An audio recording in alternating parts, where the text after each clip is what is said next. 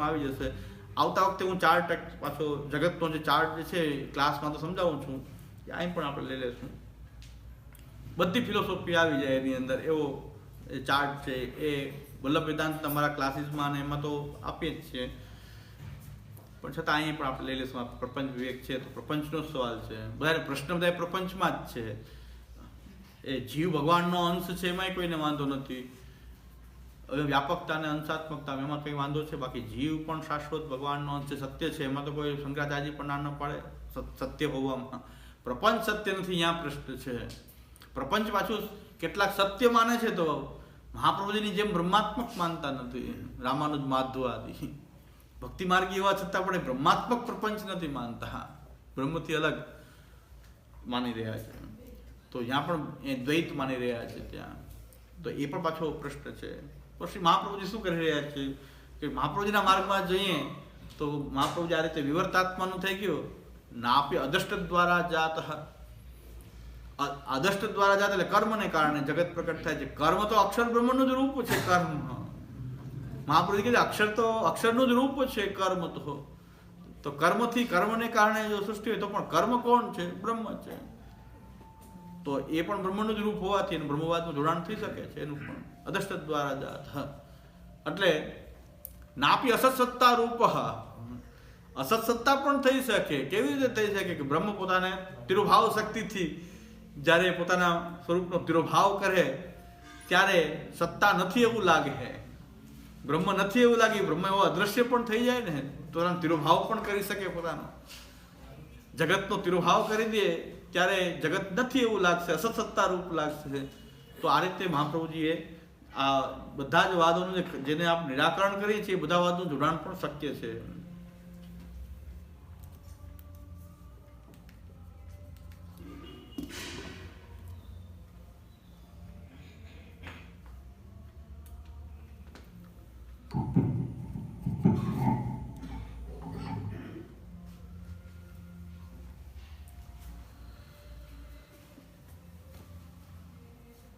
એટલે આપણો સાકાર બ્રહ્મવાદ જે છે મહાપ્રભુજીની પૂર્ણતા, કે મહાપ્રભુજી દરેકને પૂર્ણ દ્રષ્ટિથી જોઈ શકે છે. બ્રહ્માત્મક દ્રષ્ટિથી દરેક વસ્તુને બ્રહ્માત્મક દ્રષ્ટિથી જોવાનો મહાપ્રભુજીનો અભિગમ છે. એને આપણે લીલા કહીએ તો બ્રહ્મની એવી લીલા છે, પ્રભુની એવી લીલા છે કે એમાં અસત સત્તારૂપ પણ બની શકે. એનું સામર્થ્ય છે ભગવાનનું કે જ્યારે પોતાનો તિરોભાવ કરી દે જગત વગેરેનું, કાંઈ છે જ નહીં એવું લાગે, એ અવસ્થામાં આપણને લાગશે કે જગત છે જ નહીં. એવું અસત સત્તારૂપ કરવાનું સામર્થ્ય પણ બ્રહ્મનું તો છે. તો બ્રહ્મવાદથી આ રીતે જોડી દઈએ દરેક વસ્તુને, બ્રહ્મવાદ તો જોડાઈ જાય તો આખો સાકાર બ્રહ્મવાદ આપણો શુદ્ધાદ્વૈત સાકાર બ્રહ્મવાદ જે છે આપણો આ જ છે. આ સાકાર બ્રહ્મવાદ એક સ્થાપકો વેદ પારગ. પછી આગળ વિચાર કરીએ તો અમારા ગુરુદેવ સૂત્ર આપ્યું, મેથેમેટિક્સની જેમ સૂત્ર આપ્યું છે કે Shankar plus Ramanuj plus Madhav is equal to Vallabh. શાંકરનો નિર્ગુણ નિર્ધર્મક બ્રહ્મ આપણો અક્ષર બ્રહ્મ છે, બ્રહ્મેતી.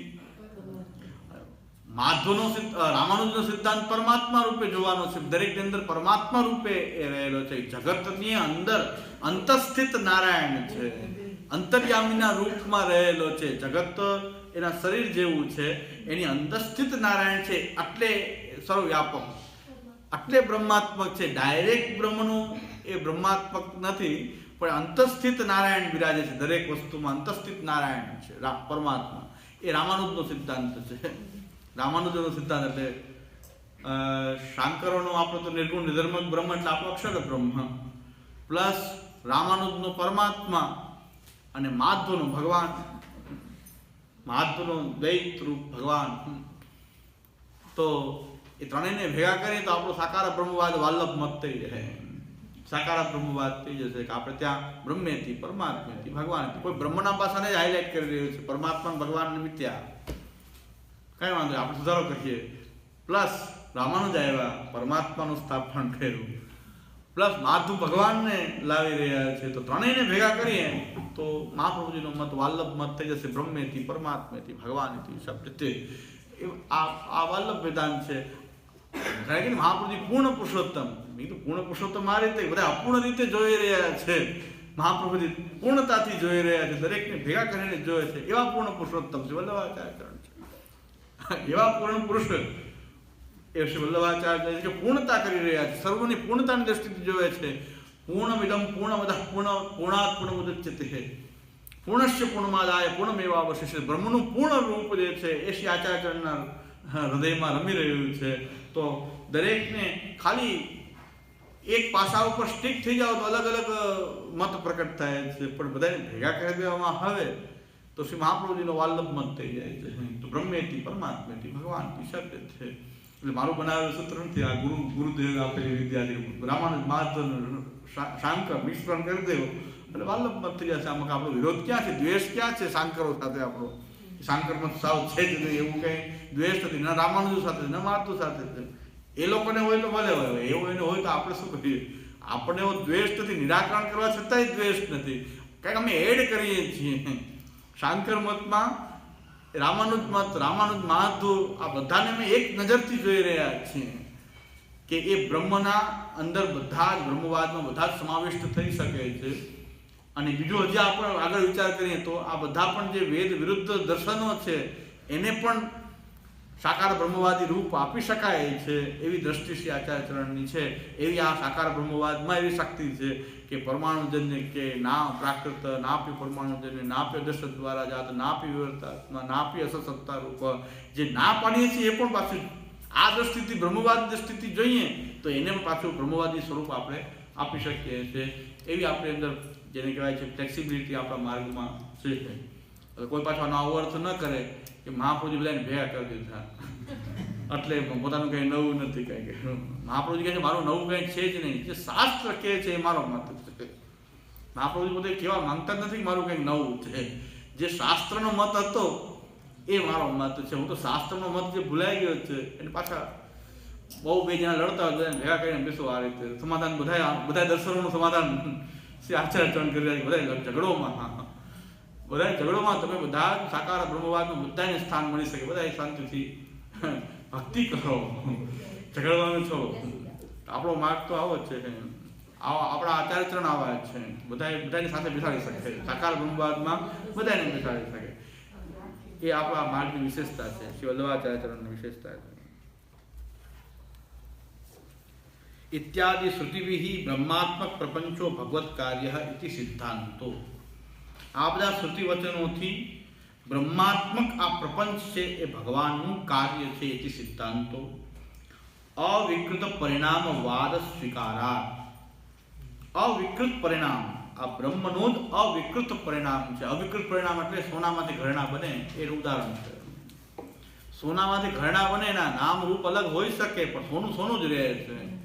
એવી રીતે અલગ નામ રૂપમાં એક જ બ્રહ્મ અનેક નામ રૂપથી એ પ્રકટ થઈ જાય, નામ રૂપ નામ વિભેદનથી પ્રકટ થઈ છતાં બ્રહ્માત્મક જ બધું રહે છે. એવો અવિકૃત પરિણામવાદનો સ્વીકાર કરવાથી બધું જ બ્રહ્માત્મક છે. નામ રૂપ બદલાઈ ગયા.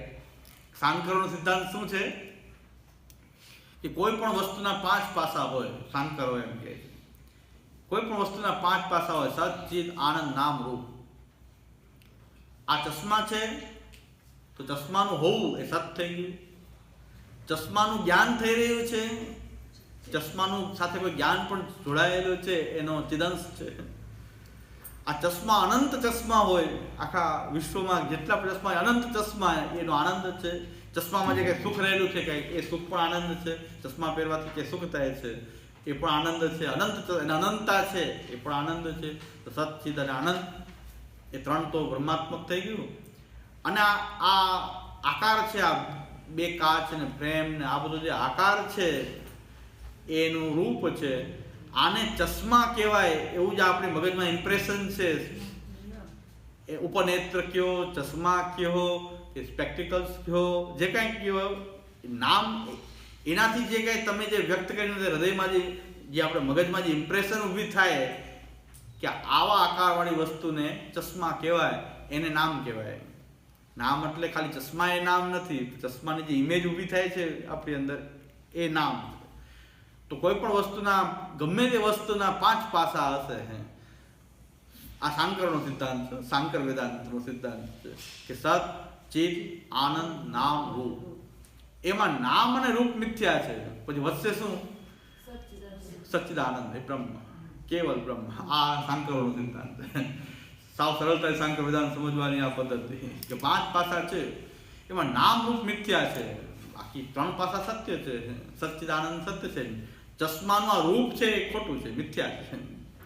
અને ચશ્મા એ તમને થાય છે નામ, બ્રહ્મ સિવાય કે ચશ્મા એવું નામ આવ્યું એ મિથ્યા છે, એ અજ્ઞાનને કારણે તમે ચશ્મા એવું લાગે, બાકી બ્રહ્મ સિવાય કંઈ છે જ નહીં. તો નામ અને રૂપ કાઢી નાખો તો સચ્ચિદાનંદ બ્રહ્મ વધશે, તો બ્રહ્મ સિવાય કંઈ છે જ નથી. બ્રહ્મ સિવાયનું બધું નામ રૂપ મિથ્યા છે.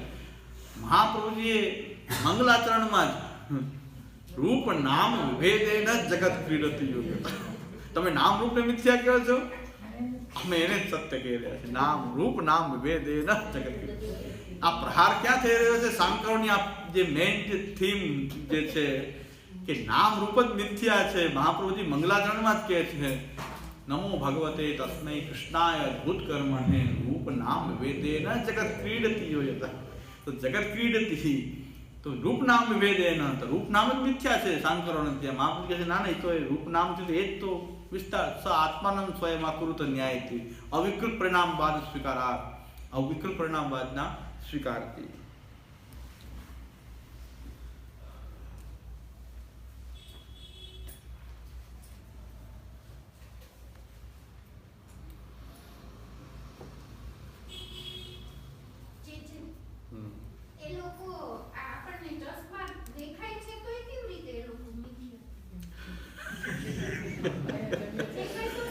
પેલા કીધું મિથ્યા એટલે ન હોવું ક્યાં કીધું? અજ્ઞાનના કારણે. જ્ઞાન અવસ્થામાં નથી દેખાતો, અમને જ્ઞાનીઓને ચશ્મા દેખાતા જ નથી. તો એમ કે છે અજ્ઞાન અવસ્થામાં આવું દેખાય, ચશ્મા ને નામ ને રૂપ ને અલગ અલગ દેખાય, પણ જ્ઞાન અવસ્થા થઈ જાય, બ્રહ્મનું જ્ઞાન થઈ જાય ત્યારે કઈ ચશ્મા વસ્તુમાં કાંઈ દેખાય, બધું બ્રહ્મ જ દેખાય. તમને એવું બ્રહ્મ જ્ઞાન થયું નથી એટલે તમને એવું લાગે કે આ ચશ્મા સાચા છે. અમને થઈ ગયું છે બ્રહ્મ જ્ઞાન, અમે કહે છે કે ચશ્મા મિથ્યા છે.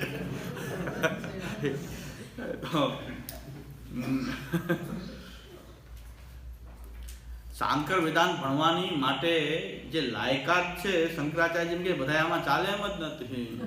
શંકરાચાર્ય કહે કે જેણે વેદ વેદાંગોનું સારી રીતે અધ્યયન કર્યું છે અને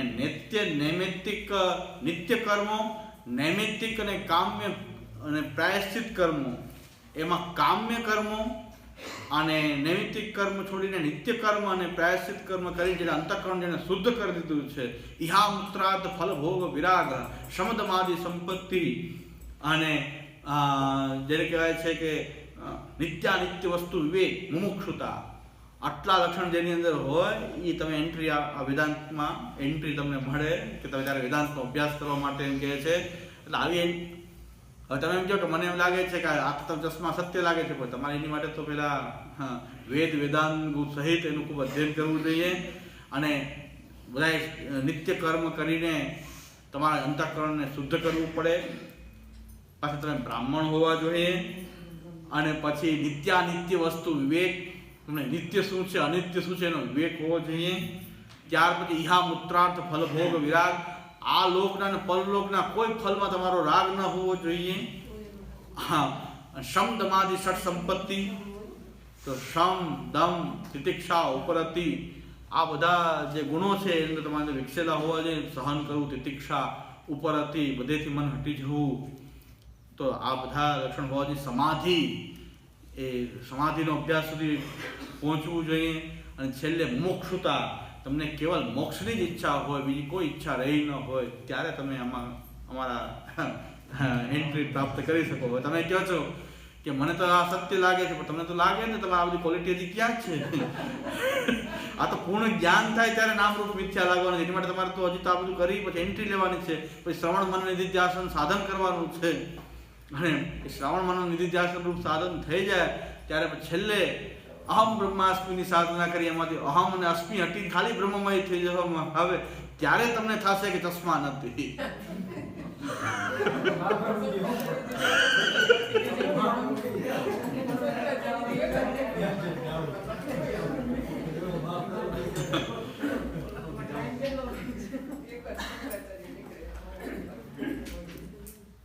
આવું છે તમે એમ કોઈ પણ પ્રશ્ન કરો શાંકરોને તો એમ જ કહેશે કે ભાઈ તો વાત સાચી છે, તમને તેવું લાગશે ને અત્યારે કે આ સત્ય છે, કારણ કે તમે